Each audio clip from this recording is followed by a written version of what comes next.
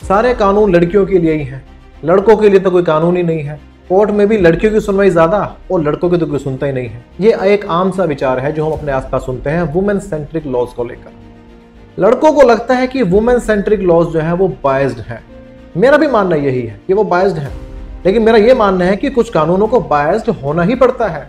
अब आप उनको बायस्ड कह लें, प्रोटेक्टिव डिस्क्रिमिनेशन कह लें या प्रेफरेंशियल ट्रीटमेंट कह लें, वुमेन सेंट्रिक लॉज अगर बायस्ड होंगे तभी इफेक्टिवली काम कर पाएंगे। हमारा समाज अनइक्वल समाज है, आदमी और औरतों के साथ अनइक्वल ट्रीटमेंट होता है। तो इन दोनों सेक्शन में जो विक्टिमाइज्ड सेक्शन होगा उसको एक प्रेफरेंशियल ट्रीटमेंट कानून के जरिए देनी ही पड़ेगी। अब लड़कों को कुछ को लगता होगा कि उनको प्रेफरेंशियल ट्रीटमेंट देते देते लड़कों की विक्टिमाइजेशन हो रही है, तो बात बिल्कुल गलत है। आज की वीडियो खास तौर से उन लड़कों के लिए है, उन आदमियों के लिए है जिनको ये लगता है कि वुमेन सेंट्रिक लॉज उनके साथ अन्याय है। अगर आप आज का वीडियो पूरा देख लेंगे तो शायद कुछ हद तक आपके दिमाग से वहम दूर हो जाए और लड़कियां भी इस वीडियो को पूरा देखें ताकि उनको समझ आ जाए कि जब उनके आसपास ऐसी बात हो कि लड़कियों को अलग से जो लॉज की प्रोटेक्शन दी गई है वो लड़कों के साथ धक्का हो रहा है, तो उनके पास कुछ जवाब हो, एक जस्टिफिकेशन बताने के लिए कि क्यों वुमेन सेंट्रिक लॉज की अलग से होने की जरूरत है और क्यों ये लॉज थोड़े से बायस्ड होते हैं टुवर्ड्स वुमेन। दोस्तों शुरू करते हैं क्रिमिनल लॉज से कि कैसे क्रिमिनल लॉज में वुमेन को अलग से प्रोटेक्शन दी गई है और क्यों अलग से प्रोटेक्शन देना जरूरी है। क्रिमिनल लॉ हमारा आईपीसी डील करता था अब तक, अब तो नया कानून आ गया बीएनएस। इसमें एक चैप्टर है क्राइम अगेंस्ट वुमेन का अलग से। अब कोई कहे जी क्राइम अगेंस्ट वुमेन का तो अलग से है, क्राइम अगेंस्ट मैन का अलग से क्यों नहीं है? भाई पूरा बीएनएस, पूरा क्रिमिनल लॉ वो मैन के लिए ही है, वो जेंडर न्यूट्रल है, लेकिन क्योंकि वुमेन के साथ उसके वुमेनहुड की वजह से, उसके जेंडर की वजह से कुछ अलग से ऑफेंसेस होते हैं तो अलग से प्रोटेक्शन बनती है। उसी को डील करने के लिए ये अलग से चैप्टर बनाया गया है। क्या है ये? चैप्टर 5 है बीएनएस में, सेक्शन 63 से लेकर सेक्शन 79 में, जो बात करता है सेक्सुअल ऑफेंसेस की, जिसमें पेनिट्रेटिव असॉल्ट हो, आउटरेजिंग ऑफ मॉडेस्टी हो किसी वुमेन की, हरासमेंट हो, स्टॉकिंग हो। गली मोहल्ले में आप देखते हैं ना, लड़कियां निकल रही हैं तो कुछ मनचले जो हैं वो सीटी वीटी मार देते हैं, कुछ भद्दे कमेंट दे देते हैं, ऑनलाइन स्टॉकिंग करते हैं, बस में जा रहे हैं वहां पर हरासमेंट कर दी। ये सब वो लॉज हैं जो कि एक वुमेन के साथ उसके जेंडर की वजह से हो रहे हैं और इसीलिए अलग से प्रोटेक्शन की जरूरत है, जेंडर बायस्ड प्रोटेक्शन की जरूरत है। उसके बाद अगला जो उसमें है सेक्शन 80 to 87, वो offences related to married women है। अब मैरिज में चाहे हम कह लें कि दो परिवारों का मिलन है, दो दिलों का मिलन है, लेकिन एक वुमेन को ही अपना घर छोड़कर दूसरे घर में जाना पड़ता है, अपरूट हो जाता है उसका पुराना सब कुछ और नई जगह जाकर उसको ट्रांसप्लांट होना पड़ता है। एक तरह से अपना घर छोड़ना पड़ता है, अपने रिश्ते छोड़ने पड़ते हैं, नया नाम मिलता है, नई उसको पहचान मिलती है। और डोरी के लिए जो हरासमेंट होती है वो भी एक वुमेन की ही होती है। पीटा जाता है, ताने दिए जाते हैं, मारा जाता है, कई बार तो खत्म भी कर दिया जाता है।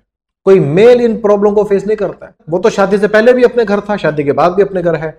वुमेन को ही अपनी जिंदगी नए सिरे से शुरू करनी होती है। और अगर वुमेन कोई वर्किंग है तो उसको ऑफिस का काम भी करना है और घर जाके भी काम करना है। अब कोई कहे जी हमने तो वुमेन को आजादी दे दी है, काम करने की पूरी छूट है, वो तो काम करती है, इंडिपेंडेंट है, अच्छी बात है, लेकिन जब तक घर का काम आपने वुमेन से नहीं लिया तो किस बात की इंडिपेंडेंस दी? एक मेल जो है वो दफ्तर से आएगा, छुट्टी करके घर आया, बढ़िया उसको चाय पानी मिलेगी, खाना वाना मिल जाएगा, उसको कोई चिंता नहीं है, कोई उसने मटर नहीं छीलने हैं। लेकिन एक वुमेन को ऑफिस में भी पूरा काम करना है और घर आकर भी उसके ऊपर अपने सास ससुर को, अपने हस्बैंड को, बच्चे को, रोटी पानी की सारी जिम्मेदारी वुमेन के ऊपर ही है। बराबरी की बात तो तब हो कि जैसे वुमेन घर के खर्चे में पूरा हाथ बटा रही है, कमाई में हाथ बटा रही है, वैसे घर के काम में भी जो मैन है वो हाथ बटाए। लेकिन इसका उलट क्या होता है कि आपको बाहर भी काम करना है, आपको घर भी काम करना है, आपको दहेज के ताने भी सुनने हैं, आपको पिटना भी है, गालियां भी खानी है। और ये वो सारे ऑफेंसेस हैं जो एक वुमेन को शादी के बाद झेलने पड़ते हैं। ये ऐसे ऑफेंसेस हैं जो उसकी मैरिज के बाद ही उसके साथ खड़े हो जाते हैं। अब क्योंकि खास तरह के ऑफेंस हैं, मैरिज रिलेटेड ऑफेंस हैं, इसलिए अलग से कानून दिया गया है कि जो मैरिड वुमेन की प्रोटेक्शन करता है।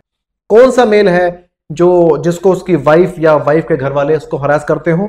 और आपको सैकड़ों हजारों एग्जांपल मिल जाएंगे जहां पर एक वुमेन को उसके हस्बैंड ने और उसके घर वालों ने जो है हरास किया हो, तंग किया हो। कोई कहेगा जी एग्जाम्पल तो है, ऐसे बतेरे मेल भी हैं जिनको उनकी वाइफ ने हरास किया है, वाइफ के घर वालों ने हरास किया है, वो एक्सेप्शंस हैं। एक्सेप्शंस के लिए अलग से कानून नहीं बनते हैं, एक्सेप्शंस उसी कानून में डील होती है जो नॉर्मल सबके लिए कानून है। लेकिन जहां पर अगर कोई ऑफेंस जनरलाइज हो जाए, बड़ी गिनती में हो जाए, उसके लिए अलग से कानून की जरूरत पड़ती है। इसीलिए क्रिमिनल लॉ में अलग से चैप्टर है क्राइम अगेंस्ट वुमेन को लेकर। उसी चैप्टर में अगले सेक्शंस हैं 88 टू 92 जो कि बात करते हैं offences related to pregnancy and miscarriage. अब प्रेगनेंसी जो है वो भी एक वुमेनहुड के साथ जुड़ी है, मिसकैरेज भी वुमेनहुड के साथ जुड़ा हुआ है। शादी के बाद ऐसे बहुत से एग्जांपल होते हैं कि एक बेटे की चाहत में जो है मिसकैरेज करवा दिया जाता है। मिसकैरेज के साथ जो जुड़ी हुई प्रॉब्लम्स हैं वो एक फीमेल को ही झेलनी पड़ती हैं। बायोलॉजिकली एक वुमेन को ही प्रेग्नेंट होना पड़ता है। प्रेगनेंसी से जुड़े ऑफेंस एक वुमेन के अगेंस्ट ही हो सकते हैं, किसी मेल के अगेंस्ट नहीं होते हैं। इसीलिए प्रेगनेंसी से जुड़े हुए ऑफेंस जो है वो अलग से दिए गए हैं। अब दोस्तों क्रिमिनल लॉ के बाद अगले कानूनों पर आ जाते हैं। पोस्ट का कानून है prevention of sexual harassment at work place. Work place पर होने वाली जो सेक्सुअल हरासमेंट है वो भी एक वुमेन को ही झेलनी पड़ती है। ये ऑफेंस भी उसके वुमेनहुड के साथ ही जुड़ा हुआ है। बहुत रेयर कोई ऐसा एग्जांपल होगा जहां पर किसी मेल को किसी फीमेल ने हरास किया हो, जबकि ऐसे हजारों लाखों एग्जांपल मिल जाएंगे जहां पर एक फीमेल को, एक वुमेन को अपने वर्क प्लेस पर किसी मेल के हाथों हरासमेंट झेलनी पड़ती है। मैं आपको बता दूं कि एक हेमा कमेटी की रिपोर्ट आई थी 2024 में।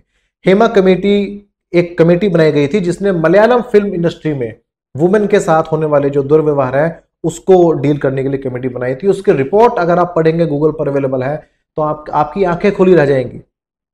मलयालम फिल्म इंडस्ट्री में, अब ये तो रिपोर्ट है सामने आ गई तो ये बात पता लग गई है, वरना सब जगह ऐसा ही होगा। मलयालम फिल्म इंडस्ट्री में किसी वुमेन को, किसी फीमेल को एंट्रेंस के लिए सेक्सुअल फेवर देना एक आम बात जो है वो बन चुकी थी कि अगर आपने फिल्म इंडस्ट्री में जाना है तो आपको विक्टिमाइज होना ही पड़ेगा। अब ये जो विक्टिमाइजेशन है वुमेन की, उसके वुमेनहुड की वजह से है।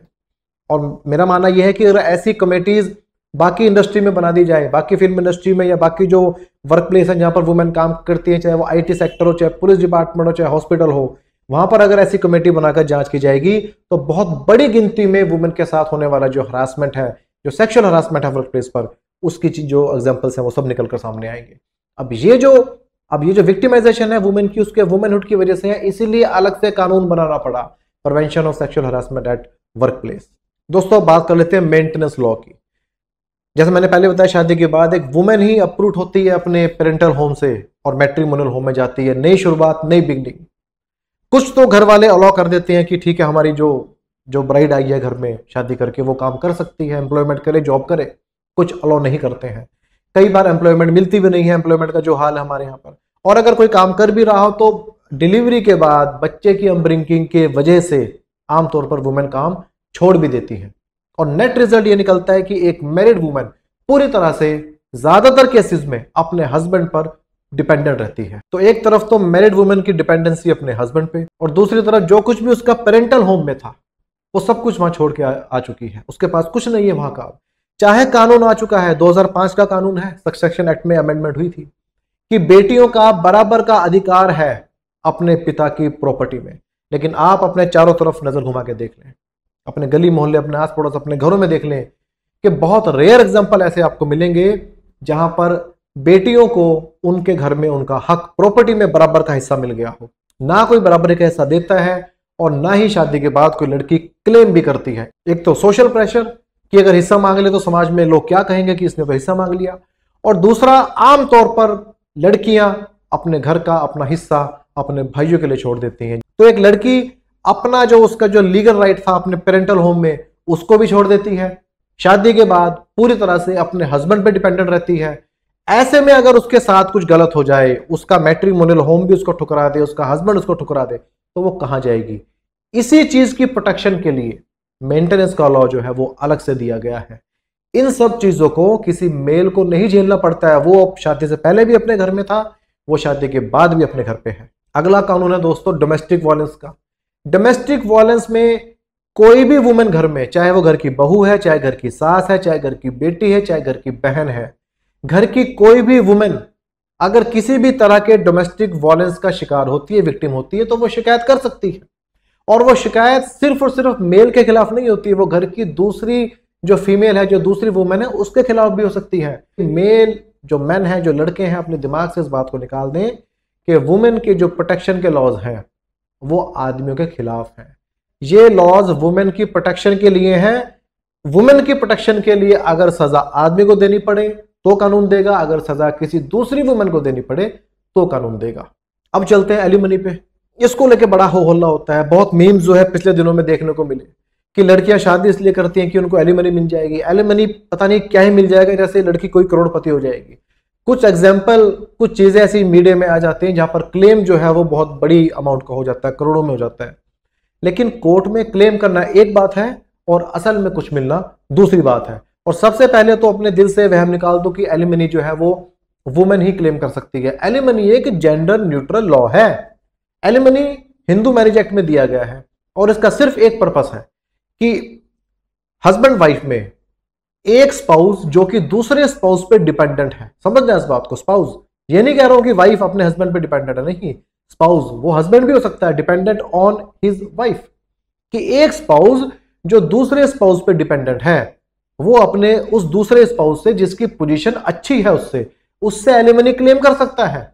अब ये क्लेम एक वुमेन अपने हस्बैंड से भी कर सकती है और ये क्लेम एक हस्बैंड अपनी वाइफ से भी कर सकता है। लेकिन क्योंकि हमारी सोसाइटी में आमतौर पे क्या हमेशा ही ऐसा होता है कि हस्बैंड की पोजीशन बेटर होती है, उसी के पास प्रॉपर्टी है, वही जॉब कर रहा होता है, वही काम कर रहा होता है, उसी के पास बैंक बैलेंस होता है, इसलिए वुमेन को जब एलिमनी क्लेम करने की बात आती है तो वुमेन को ही हस्बैंड से क्लेम करनी पड़ती है। बहुत कम ऐसे एग्जांपल मिलेंगे जहां पर वुमेन की पोजीशन ऐसी हो, हायर पोजीशन हो वाइफ की और हस्बैंड की नीचे हो और हस्बैंड को क्लेम करना पड़े। लेकिन लीगल राइट है, हस्बैंड चाहे तो अपनी वाइफ से वो एलिमनी क्लेम कर सकता है, बशर्ते उसकी वाइफ की वो पोजीशन हो कि वो एलिमनी उसको दे पाए। तो एलिमनी बिल्कुल जेंडर न्यूट्रल लॉ है, हस्बैंड वाइफ दोनों एक दूसरे से क्लेम कर सकते हैं। और ये कहना भी गलत हो जाएगा कि वुमेन सेंट्रिक लॉज ही बायस्ड है, ऐसे बहुत से लॉज हैं दोस्तों। कंज्यूमर प्रोटेक्शन एक्ट कंज्यूमर की प्रोटेक्शन की बात करता है, senior citizen act senior citizen के वेलफेयर की बात करता है, पॉक्सो बच्चों के साथ जो सेक्सुअल ऑफेंस होते हैं उनको प्रोटेक्शन देता है, जुवेनाइल जस्टिस एक्ट बच्चों के वेलफेयर की बात करता है, SC ST act SC STs के ऊपर जो एट्रोसिटीज होती हैं उनको प्रोटेक्ट करता है, जो लेबर लॉज हैं वो लेबर के वेलफेयर के लिए बनाए गए हैं। तो ऐसे बहुत से लॉज हैं जो सोसाइटी के उन सेक्शंस के लिए अलग से बनाए गए हैं, अलग से उनको प्रोटेक्शन देने के लिए बनाए गए हैं जो सेक्शन वीकर हैं, विक्टिमाइज्ड हैं। तो दोस्तों ये थी हमारी आज की वीडियो। मैंने कोशिश की अपनी तरफ से आपको बताने की कि चाहे वुमेन सेंट्रिक लॉज बायस्ड हैं लेकिन इनका बायस्ड होना जरूरी है।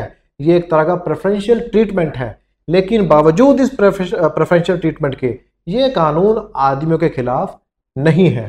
तो दोस्तों ये थी हमारी आज की वीडियो। अच्छी लगे तो लाइक कीजिए, शेयर कीजिए, चैनल को सब्सक्राइब नहीं किया है तो कर लीजिए। फिर मिलेंगे दोस्तों, आपको दोस्त एडवोकेट विपिन कुमार। नमस्कार।